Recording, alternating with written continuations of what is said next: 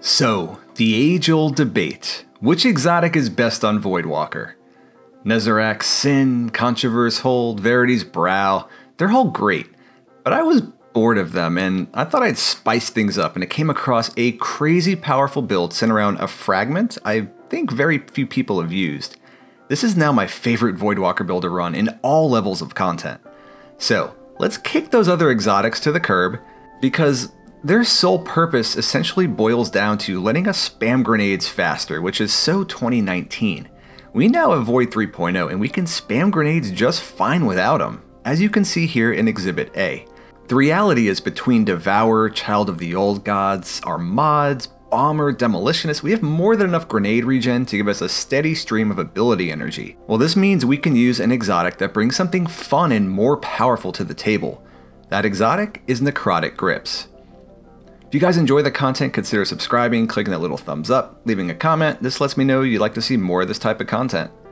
So Void 3.0 gave us Voidwalkers a ranged melee pocket singularity, which tracks to enemies, applies volatile, and now with Necrotic Grips will apply poison to all enemies caught in the blast.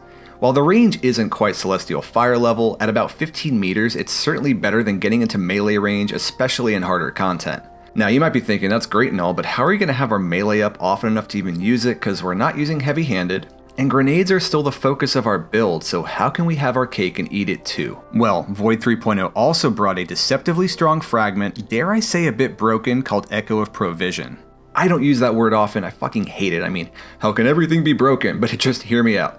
This fragment returns melee energy on grenade damage, and there is absolutely no cooldown on the effect. Think about that. Look at how much melee energy a single vortex grenade returns, and that's with tier 2 strength. Add on Child of the Old Gods, which gives you back grenade and melee energy on top of that. We don't have to build into our melee to use it often. So let's review. We've still got essentially infinite grenades, but also high uptime on a range tracking melee that applies volatile and poison. Said poison is very strong, equal to meleeing something almost 7 times. This is the most warlocky warlock build in the game. We have 2 sources of damage over time, that's 2 dots between the poison and vortex grenades, but don't forget we also have Child of the Old Gods, which, while it's not really used for the damage, it provides energy to all our abilities, and most importantly weakens everything it touches. But there's even more dots we can add. I don't see enough dots, more dots now! Throw more dots, throw more dots, more dots, more dots! Come on, more dots! Okay, stop dots. That's right, while the obvious weapon pairing might be Osteostriga or Thorn, I'm talking about monarque, which after its many buffs, including 40% more damage against red bars, built-in unrelenting for healing, intrinsic overload, plus benefiting from volatile rounds, has become a very strong choice in harder content. Plus, it brings yet another poison to the table. And this stacks on top of Necrotic Grips, bringing us to a grand total of 4 sources of damage over time. I'd like to introduce you to what may very well be the best, but certainly my favorite Voidwalker build to play right now. Here are all the juicy deets that make up the build. This makes me feel like I'm playing a Warlock from World of Warcraft. It's just got so much going on. Insane AoE, multiple sources of damage over time between our Vortex grenades, volatile rounds, Child of the Old Gods, both weakening and recharging our abilities, 2 types of poison that stack, plus we've got the burst damage with Nova Bomb and our heavy weapon, and to top it all off, the unmatched survivability of Devour.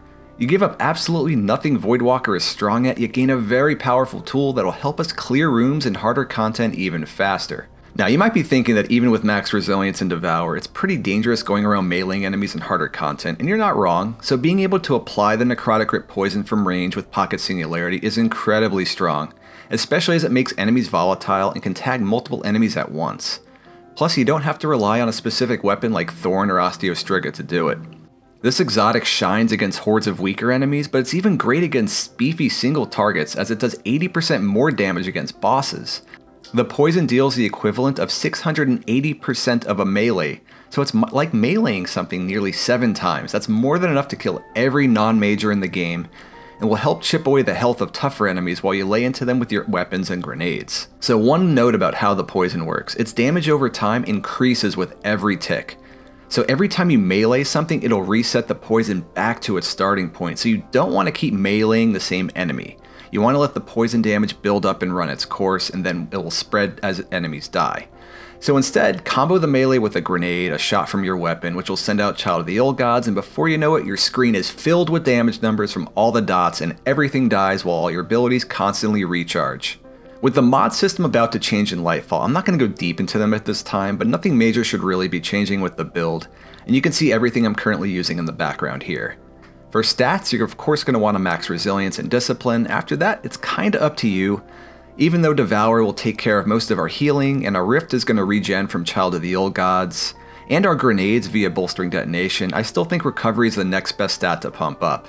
You can more or less ignore intellect, strength, and mobility entirely. I can honestly say this is my favorite build right now. I'm even using it when it's not optimal, but if there's a void burn, monarque will melt everything even while we still have match game shields, thanks to how hard it hits plus volatile. And it's not necessary. The build completely functions if you need to run another weapon, cover a different element or champion type. So what do you guys think? Am I just late to the party on this? I never heard anyone talking about this fragment. Probably, but I'm having too much damn fun. Had to share it. Let me know what you guys think in the comments down below, and I'll see you on the next one.